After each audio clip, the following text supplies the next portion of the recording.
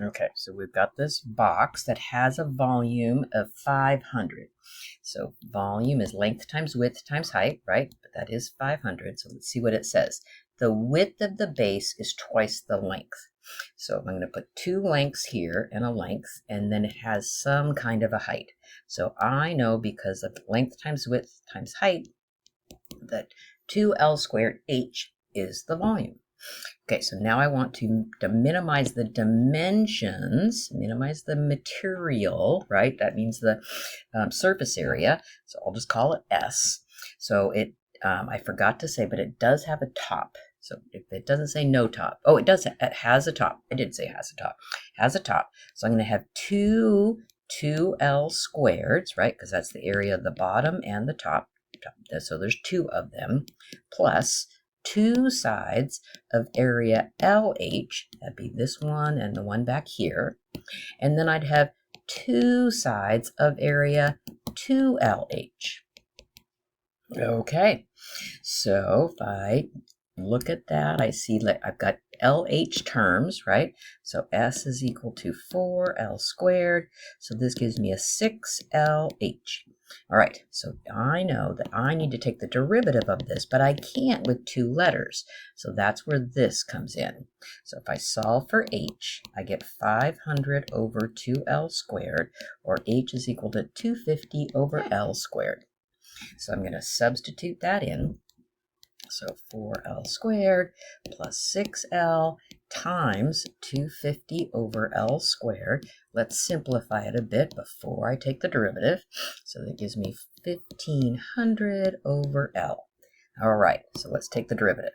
So S prime would give us 8L minus 1500 over L squared. Set that equal to 0 and move this to the other side. 1500 over L squared. And I'll just come down here. So I get L cubed is 1500 divided by 8. That's a totally fine answer. Or if you wanted to do a little simplifying, 375 over 2. Take the cube root, 375 over 2. And then to find the height, remember you've got it neatly somewhere. So I could take 250 over 375 over 2 to the 2/3 power, right? Because it's power over root. Okay, so let's go to this one. So it's asking to use the second derivative test. So what that means is I do need to find the critical numbers, which is the derivative equals 0 first, right? So take the derivative, and I get 1/2 minus cosine of x. Set that equal to 0. So where does cosine, equal 1/2? So that's going to be at the 2x values of pi over 3 and 5 pi over 3. So now I go find the second derivative. So the second derivative is going to be a positive sine x. So now I take this critical number and I put it into the second derivative. So, and I don't want to really know what the number is. I just care whether it's positive or negative. This is a positive number, right? It's bigger than 0. So therefore, I can make the conclusion that f of pi over 3 is a local minimum because second derivative positive means it's cupped up. It's cupped up and has slope 0. It's a minimum. All right, so then I'm going to do the same thing with 5 pi over 3. So f double prime of 5 pi over 3. So sine of 5 pi over 3, I know that's negative. So therefore, since it's cupped down, I know that 5 pi over 3 is a local max.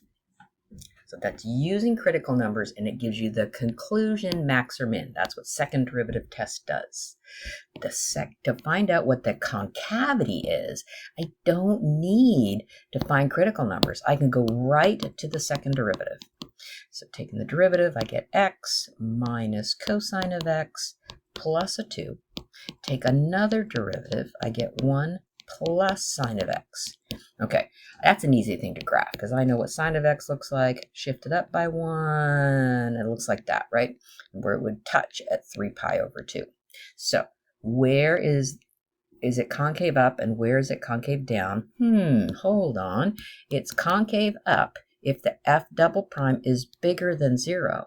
Well, that just means above the x-axis. So that means f is concave up, and you have to split it. So you'd say 0 to 3 pi over 2, and then 3 pi over 2 to 2 pi, because it's equal to 0 there, so you can't use that.